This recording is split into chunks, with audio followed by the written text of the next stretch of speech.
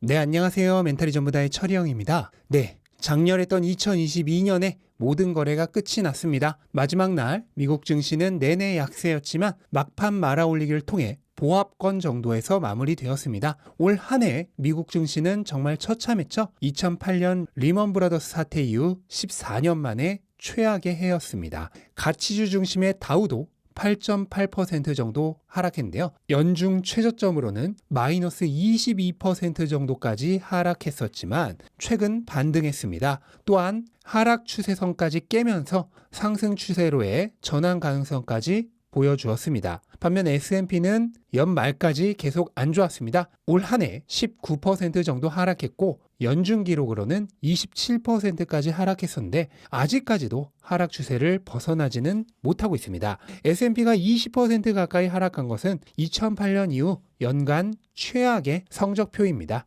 그리고 나스닥은 가장 피해가 컸는데요. 무려 33% 하락했습니다. 그리고 현재가 최저점에 가깝죠. 나스닥은 4개 분기 연속 하락을 기록했는데 이건 무려 닷컴 버블 이후 20년 만에 처음 있는 일입니다. 나스닥은 지금 만스닥을 지키느냐 못 지키느냐의 싸움을 하고 있는데요. 만약 만스닥을 지지하지 못한다면 추가적으로 하락하며 코로나 이전 가격으로 돌아갈 가능성까지 있는 상황입니다. 나스닥이 이러하다 보니 미국을 대표하는 빅테크 기업들도 부진을 면치 못하고 있습니다. 미국 1위 기업인 애플조차 연초 대비 26.5% 하락했고 2위 기업이자 애플의 영혼의 라이벌인 마이크로소프트는 28% 하락했습니다. 또한 미국 최대의 광고 매출을 올리고 있는 구글은 40% 하락했고 미국 최고 이커머스 기업인 아마존도 50% 하락하며 딱 반토막이 났습니다. 그리고 한때 미국 시가총액 5위를 기록했던 메타와 테슬라 두 기업은 나란히 큰 위기를 겪은 한 해였습니다. 메타는 연초 대비 64% 하락했고 테슬라도 65% 하락했습니다. 시가총액 탑5를 차지하던 기업들조차 이렇게까지 안 좋을 수 있다는 것을 보여준 무시무시한 한 해였습니다. 그런데 주식시장만 안 좋았던 것은 아닙니다. 현재로선 주식보다 더 위험 자산으로 여겨지는 암호화폐 시장의 경우 나스닥보다도 더 힘든 한 해를 보냈습니다. 대장인 비트코인은 연초보다 무려 67% 하락했고 부대장인 이더리움도 71% 하락했습니다. 부동산 시장 역시 연 중반까지는 상승을 계속하다 6월을 최정점으로 해서 현재는 하락 추세로 반전되었습니다. 그런데 사실 올해 가장 충격적이었던 것은 주식도 암호화폐도 아닌 바로 채권 시장입니다. 주식의 최대 해지 자산이라 여겨지던 채권 시장이 주식과 함께 무너진 것이죠. 올 한 해 미국의 평균 채권 지수는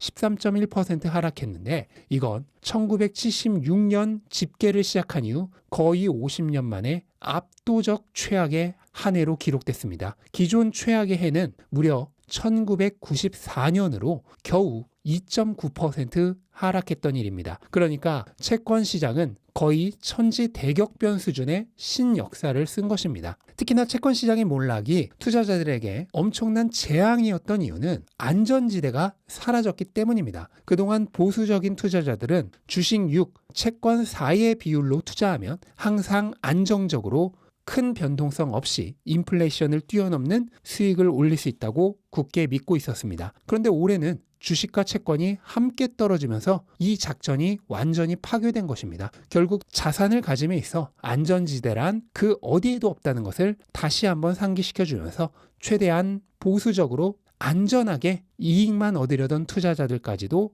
좌절시켰습니다. 그럼 정말 안전하게 달러만 가지고 있었던 투자자들은 부자가 되었을까요? 달러가 유일한 안전지대였을까요? 우리는 모두 그 답을 알고 있습니다. 올해 달러는 오일 쇼크 이후 50년 만에 가장 가치가 크게 하락한 한 해입니다. 연간 평균 인플레이션이 8%에 달하는데요. 이 얘기는 무언가를 살 때 8% 더 비싸게 주고 사야 한다는 이야기로 현금만 가지고 있던 사람 역시 작년보다 실제로는 8%더 가난해진 것입니다. 결과적으로 안전지대는 그 어디에도 없었습니다. 그런데 2022년은 대체 왜 이렇게까지 최악이었을까요? 가장 큰 이유는 역시나 연준의 어이없을 정도로 미숙한 통화정책 때문이었습니다. 1차적으로 팬데믹 당시 지나치게 확대했던 통화정책으로 인해 급격한 물가 인상이 발생했고 이걸 잠재우는 과정에서 이번엔 반대로 지나치게 빠른 금리 인상을 했습니다. 뭐든지 천천히 하면 적응을 하지만 급격하게 하면 받아들이지 못하죠. 시장 역시 이런 급격한 처방을 받아들이지 못한 것입니다. 그리고 두 번째로는 금리가 최악으로 오르던 시기에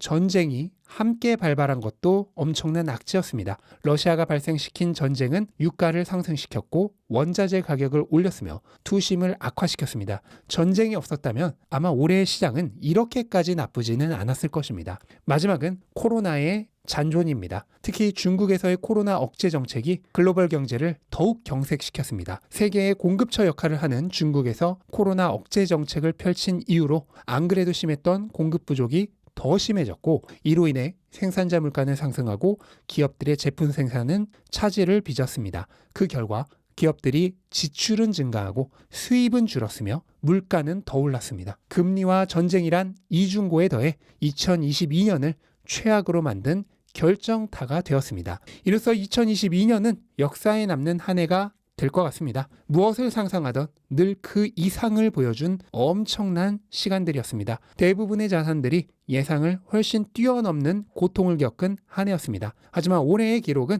우리에게 또 다른 소중한 경험으로 남을 것입니다. 그리고 그 경험은 자산이 되어 미래의 투자를 성공으로 이끌어줄 훌륭한 발판이 될 것입니다. 하지만 모든 것은 때가 되면 정상으로 돌아가게 마련이죠. 지금이 안 좋다면 나중에 정상으로 돌아가는 힘은 더 커지기 마련입니다. 물가는 결국 낮아집니다. 그에 따라 금리도 낮아집니다. 달러는 끊임없이 화폐 가치를 상실해 갑니다. 자산 가격은 다시 오릅니다. 경기는 침체를 벗어나 회복기로 접어들 것입니다. 그리고 언젠가 다시 금리를 올려야 하겠지만 크게는 올릴 수 없습니다. 저금리가 완전히 굳어져 있어 약간만 올려도 경제와 시장이 무너지는 것을 2022년에 모두가 확인했습니다.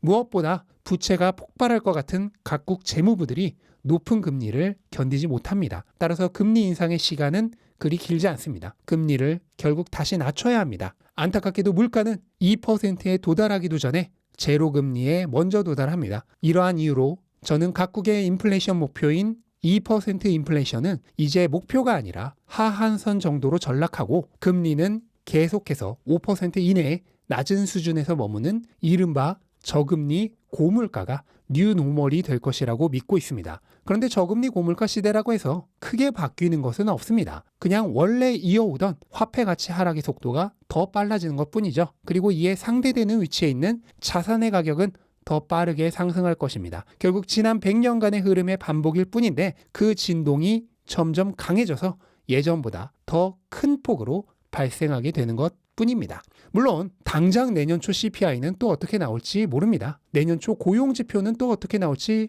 알 수 없죠.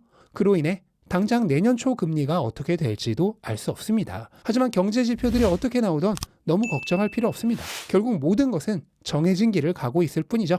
그 과정에서 각각의 이정표를 거쳐가는 시기가 몇 달 앞서가냐, 몇 달 뒤처지냐의 차이일 뿐입니다. 긴 시간의 축으로 보면 그리 큰 차이는 아닐 것입니다. 우리는 평생 투자를 해야 합니다. 그렇다면 가장 큰 추세가 무엇인지를 보시기 바랍니다. 작은 물결을 타려 하지 말고 큰 물결을 타야 합니다. 그리고 가장 큰 추세는 당연히 화폐 가치의 하락과 자산 가치의 상승입니다. 이 반대를 노리고 작은 물결을 타려고 하는 것이야말로 추세에 역배팅하는 것입니다. 시장을 거스르지 말라는 말은 관점에 따라 달라집니다. 작은 추세를 바라보는 사람들에겐 기민하게 샀다 팔았다를 반복하는 것이 시장에 순응하는 것이겠지만 큰 추세를 바라보는 사람들에게는 꾸준히 화폐를 자산으로 전환하는 것이 가장 시장에 순응하는 일입니다. 물론 선택은 각자의 몫입니다. 하지만 작은 추세를 타는 것은 역사적으로 봤을 때 장기간 성공하는 사람이 극도로 적은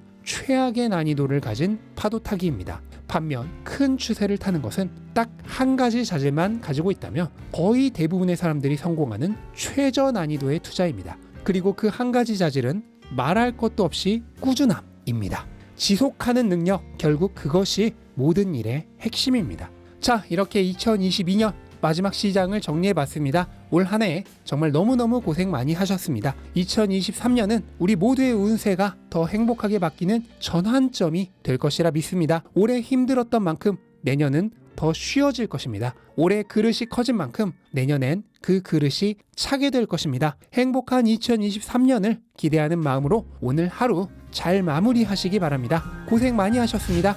새해 복 많이 받으시기 바랍니다. 감사합니다.